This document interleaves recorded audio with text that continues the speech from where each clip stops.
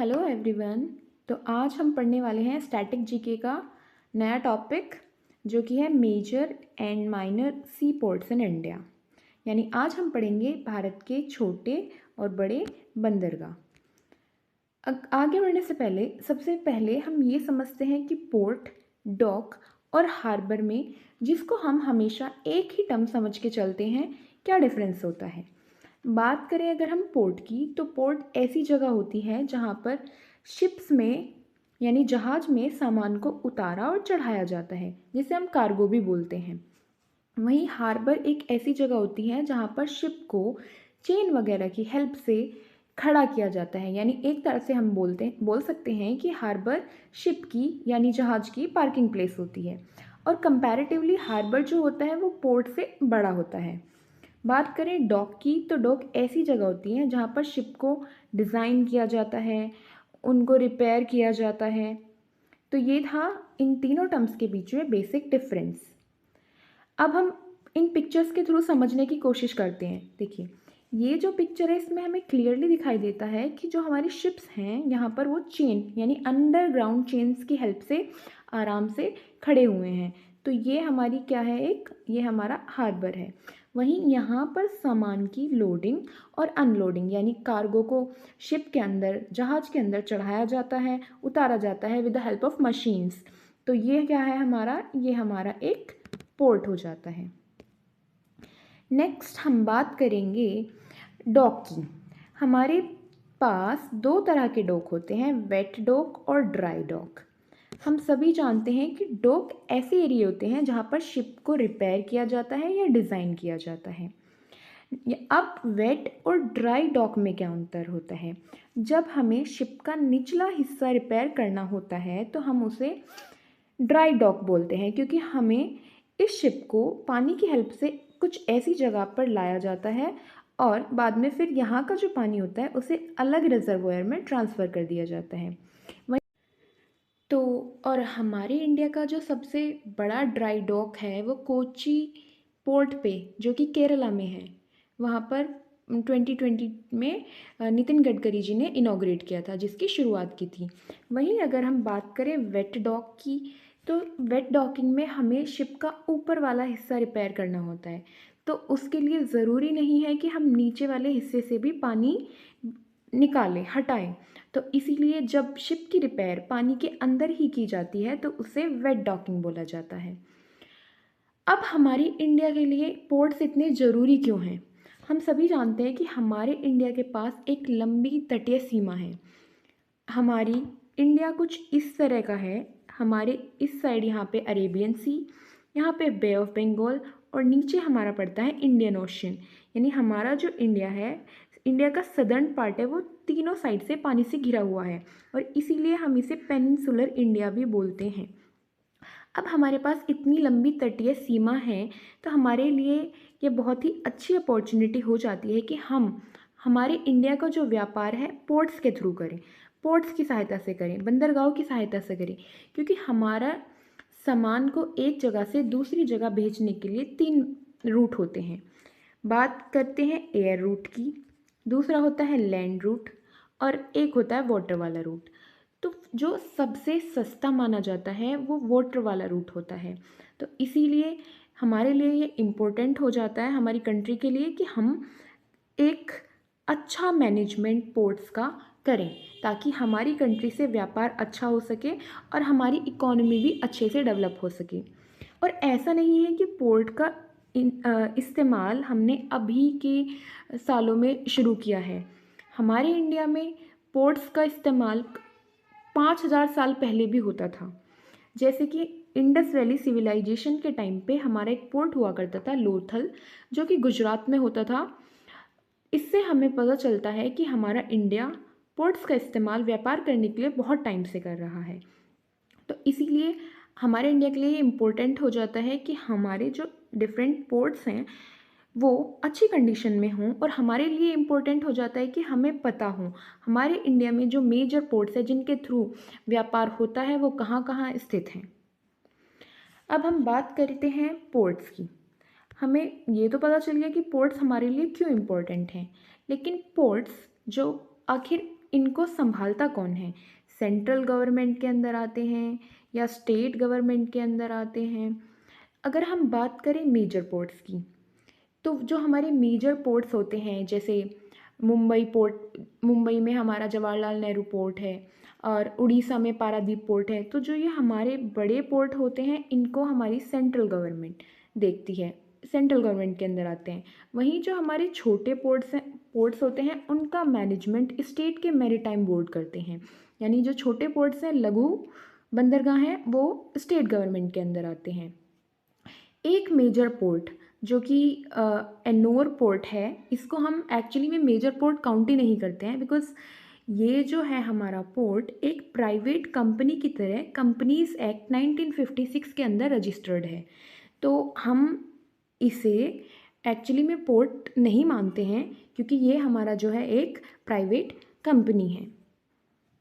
अब हम बात करें पोर्ट्स की, तो पोर्ट्स तो इम्पोर्टेंट हैं ही, लेकिन पोर्ट सिर्फ एक जगह से सामान दूसरी जगह ले जाने के लिए, एक कंट्री से दूसरी जगह ले जाने के लिए ही काम नहीं आते हैं। हमें बहुत बार ज़रूरत पड़ती है कि हम जो सामान हैं वो एक स्टेट से अपने दूसरे स्टेट लेके जाएं। यानी इनलैंड नेशनल वाटरवेज़ की बात करें, इनलैंड नेशनल वाटरवेज़ ऐसे पानी के हमारे रास्ते होते हैं जिनके थ्रू हम अपनी कंट्री के अंदर ही, अपने देश के अंदर ही व्यापार करते हैं। तो सबसे पहले हम जान लेते हैं कि हमारे कंट्री में कितने इम्पोर्टेंट वाटरवेज़ हैं। वैसे तो हमारी कंट्री में अभी 5 नेशनल वाटरवेज़ हैं, लेकिन नेशनल वाटरवे एक्ट 2016 के बाद 106 पोर्ट्स और नेशनल वाटरवेज़ बनाने की बात हो रही है। तो इन टोटल हमारी कंट्रीज़ में 111 वाटरवेज़ हो जाएंगे। अब हमारे लिए ये इम्पोर्टेंट हो जाता है कि हमें एटलीस्ट पता हो हमारे जो नेशनल वाटरवेज़ हैं वो कौन सी रिवर पर सिचुएटेड हैं। बात करें हम नेशनल वाटरवे 1 की, तो ये हमारा गंगा नदी पे सिचुएटेड है, गंगा नदी पे स्थित है और ये हमारे उत्तर प्रदेश, बिहार, झारखंड और वेस्ट बंगाल में व्यापार करने के काम आता है। बात करें नेशनल वाटरवे 2 की, तो ये हमारा ब्रह्मपुत्र रिवर पर सिचुएटेड है और ये हमारा आसाम में है। ये हमारा धुबरी से सादिया तक है और धुबरी और सादिया दोनों ही जगह आसाम में स्थित हैं। बात करें नेशनल वाटरवे 3 की, तो इसके अंदर हमारी 2 वाटरवेज़ आते हैं जो कि एक हमारा कनाल पे सिचुएटेड है, वेस्ट कोस्ट कनाल पे, और दूसरा भी है वेस्ट कोस्ट कनाल। एक हमारा कोट्टापुरम कोझिकोड से है, दोनों ही हमारे केरला में स्थित हैं। और हमारा जो नेशनल वाटरवे 4 है, इसमें हमारे काफ़ी सारे जैसे कि काकीनाडा, गोदावरी, कृष्ण रिवर वाला, कोमानूर कनाल वाला वाटरवे आ जाता है, जो कि आंध्र प्रदेश, तेलंगाना, छत्तीसगढ़, कर्नाटका, तमिलनाडु, पुडुचेरी, इन सभी एरियाज़ में व्यापार करने के काम आता है। हालांकि ये सारे नाम याद रखना यहाँ पर इम्पॉर्टेंट नहीं है।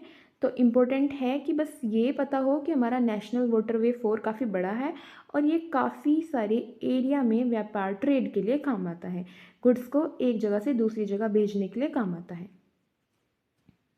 नेशनल वाटरवे 5 की बात करें तो ये हमारा उड़ीसा और वेस्ट बंगाल को जोड़ता है और इसके अंदर 3 हमारे रिवर रूट्स आते हैं, ईस्ट कोस्ट कनाल, ब्राह्मणी खरसुआ धर्मा रिवर और महानदी डेल्टा रिवर रूट। अब हम पढ़ते हैं हमारे इंडिया के major and minor ports of India. जो ग्रीन कलर में है वो हमारे लघु बंदरगाह हैं और जो हमारे लाल कलर में है वो हमारे मेजर पोर्ट यानी बड़े बंदरगाह हैं। तो हम अगर स्टार्ट करें गुजरात से, तो गुजरात में हमारा जो इम्पोर्टेंट पोर्ट है वो है कांडला पोर्ट, जिसका अभी नाम बदल कर हो गया है दीनदयाल पोर्ट ट्रस्ट। बात करें हम मुंबई में, तो मुंबई पोर्ट हमारा इम्पोर्टेंट है, जवाहरलाल नेहरू पोर्ट इम्पोर्टेंट है और अभी जो एक नया बना है 13th वधावन पोर्ट, ये भी इम्पोर्टेंट है। गोवा में हमारा मोर्मुगांव पोर्ट है, कर्नाटका में हमारा मैंगलोर पोर्ट है और केरला में कोचीन पोर्ट है। वहीं हमारे तमिलनाडु में 3 पोर्ट हैं, तूतीकोरिन पोर्ट, एनोर कामराजोर पोर्ट भी बोला जाता है जिसे, और चेन्नई पोर्ट। बात करें आंध्र प्रदेश की, तो आंध्र प्रदेश में हमारा जो मेजर पोर्ट है वो विशाखापट्टनम पोर्ट है और उड़ीसा में है पारादीप पोर्ट। वहीं वेस्ट बंगाल में हमारा हल्दिया और कोलकाता पोर्ट इम्पोर्टेंट हो जाता है। बात करें सबसे लंबी तटीय सीमा की, तो पहले नंबर पे आता है गुजरात। हमारे गुजरात के पास सबसे लंबी तटीय सीमा है और दूसरे नंबर पे आता है आंध्र प्रदेश। तो ये फैक्ट भी बहुत बार पूछ लिया जाता है, इसीलिए ध्यान में रखना ज़रूरी हो जाता है। अब हम इन सारे मेजर पोर्ट्स को एक एक करके डिटेल में पढ़ेंगे, लेकिन आगे बढ़ने से पहले ये समझ लेते हैं कि बड़े बंदरगाह और छोटे बंदरगाह में अंतर क्या होता है, डिफरेंस क्या होता है।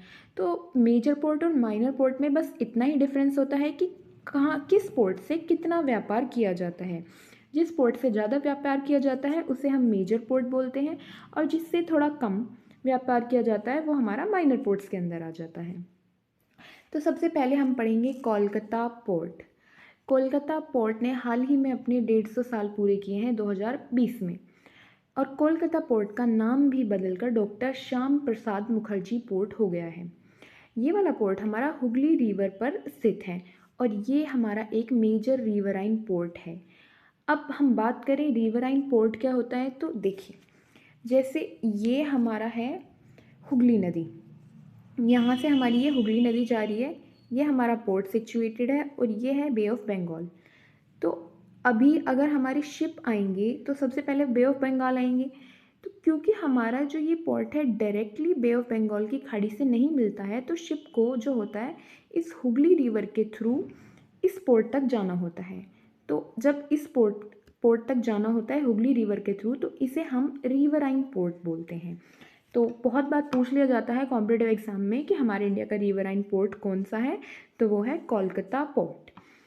बात करें कोलकाता पोर्ट की, तो ये हमारा एक अर्लीस्ट मेजर पोर्ट आता है कंट्री का, और कोलकाता पोर्ट को गेटवे टू ईस्टर्न इंडिया भी बोला जाता है। नेक्स्ट हम बात करेंगे हल्दिया पोर्ट की। तो हल्दिया पोर्ट भी हमारा हुगली रिवर पर सिचुएटेड है और ये हमारा 105 किलोमीटर दूर पड़ता है कोलकाता पोर्ट से। बेसिकली हल्दिया पोर्ट को बनाया है इसलिए गया था ताकि जो ट्रैफिक है कोलकाता पोर्ट पे उसको थोड़ा कम किया जा सके, और इस पोर्ट को भी कोलकाता पोर्ट ट्रस्ट ही संभालती है। नेक्स्ट हम बात करेंगे पारादीप पोर्ट की, जो कि हमारा उड़ीसा में सिचुएटेड है और महानदी डेल्टा के ऊपर है। ये पोर्ट हमारा काफ़ी डीप वाटर है इस पोर्ट के अंदर। अब डीप वाटर से क्या फ़ायदे होते हैं कि जो भारी जहाज़ होते हैं उनके लिए आसान हो जाता है ट्रांसपोर्ट करना। अगर भारी जहाज़ होते हैं और शैलो वाटर यानी ज़्यादा गहरा पानी नहीं होगा, तो उनके लिए आसान हो जाएगा एक जगह से दूसरी जगह मूवमेंट करना। हमारे पारादीप पोर्ट की बात करें तो ये हमारा 8th मेजर पोर्ट बना था 18 अप्रैल 1966 को, और हमारी ईस्ट इंडिया का ये फर्स्ट मेजर पोर्ट था आफ्टर इंडिपेंडेंस। यहाँ से जो है आयरन, एल्युमिनियम, इन सब चीज़ों का एक्सपोर्ट किया जाता है जापान और साउथ ईस्ट एशियन कंट्रीज़ को।